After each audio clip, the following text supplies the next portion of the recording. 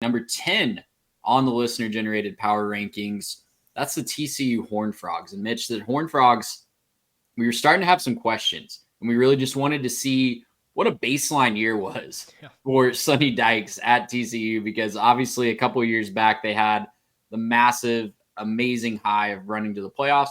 They followed that up with a 5-7 year where they were one of 4 teams to lose to Colorado. So that was kind of the dichotomy of TCU.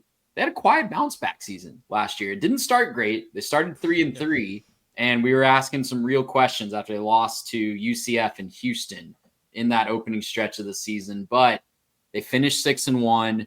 They do have they have a bona fide quarterback in Josh Hoover, who set a Horned Frog record with almost 3,950 passing yards last year.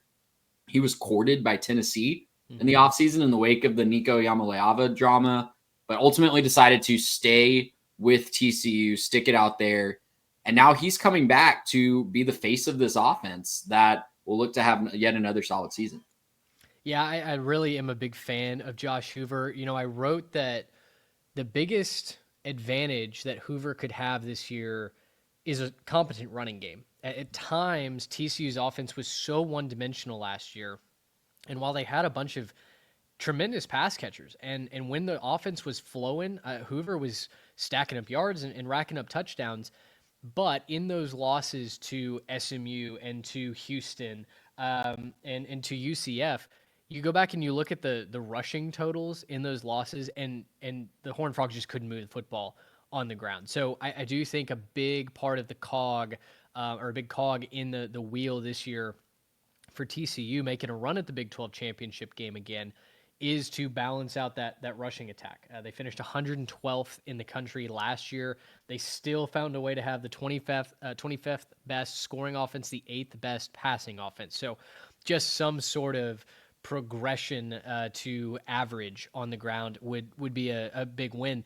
Kavorian Barnes comes over from UTSA. He'll be an important piece back there. And it's interesting because TCU doesn't really have that one bell cow name, at least unless I'm missing something. And TCU fans, please write in if there's a guy that you believe is him heading into the season. Depending on where you look, you have different starters kind of listed. I've seen Trent Battle listed. I've seen Jeremy Payne listed to get the lead carries. I've seen Lindy's magazine has Nate Palmer, the true freshman, I believe, pegged to start.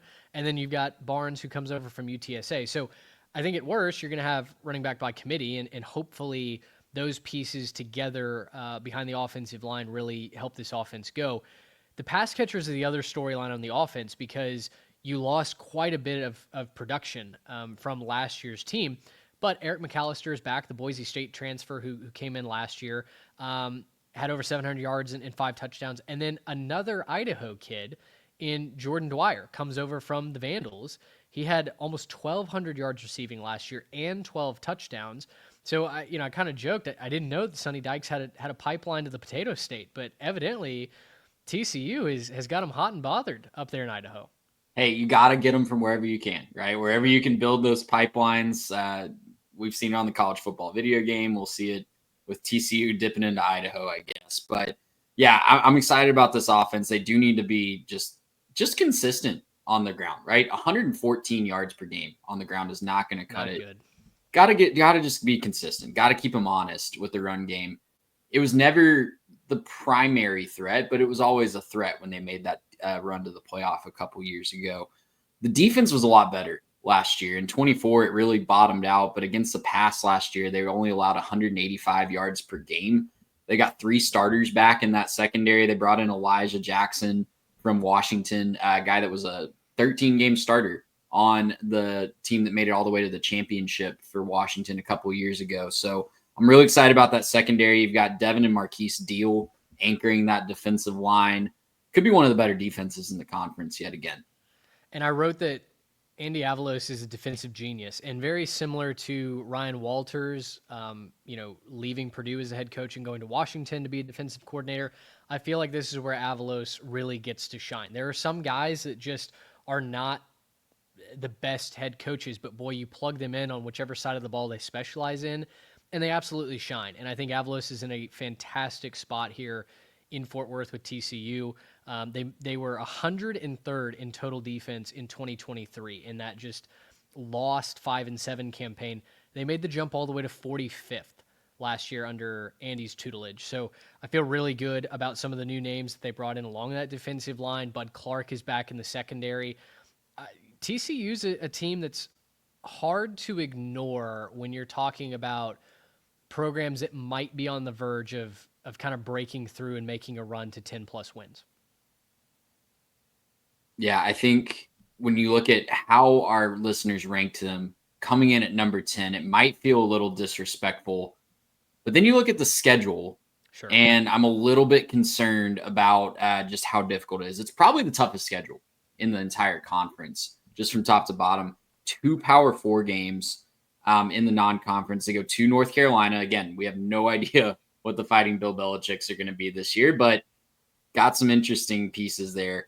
They host SMU in the final skillet game for the foreseeable future. That one's going to just boil over with a lot of hate. We, of course, saw Sonny Dykes get ejected in that game last year over in Dallas. So I'm really interested to see what the final iteration of that game brings.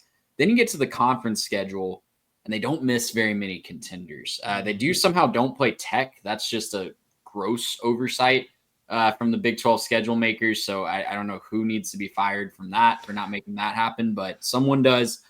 But as for the contenders, they go to Arizona State and Kansas State. Those are both probably the two of, if not the toughest places to play, factoring in team and crowd.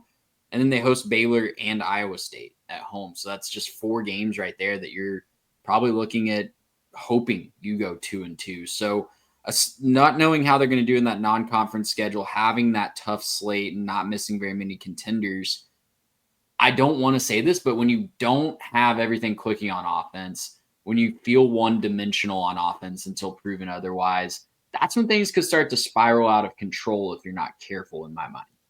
Yeah, not getting out to a hot start would be tough to recover from, because you need some sort of momentum. You need to know what you're going to lean on as conference play gets started. 3 of your first 4 teams are against some of the betting favorites to make it to Arlington and win the conference outright. So not a soft start to the schedule.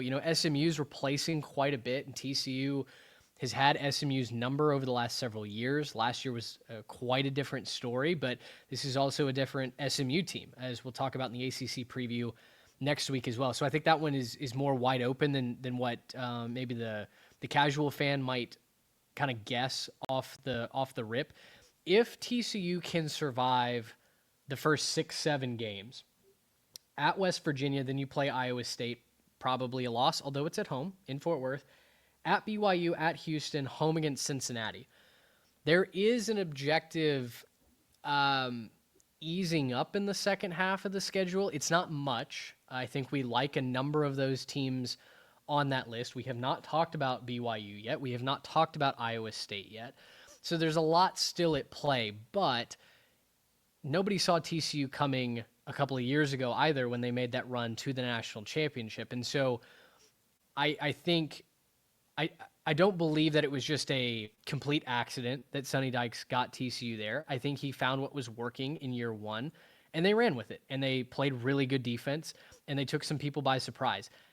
There are hints and whiffs of those ingredients once again. And so if the defense continues to progress and that offense is a little bit more balanced, I think TCU will have a case to certainly compete in a number of those conference games and maybe win them outright.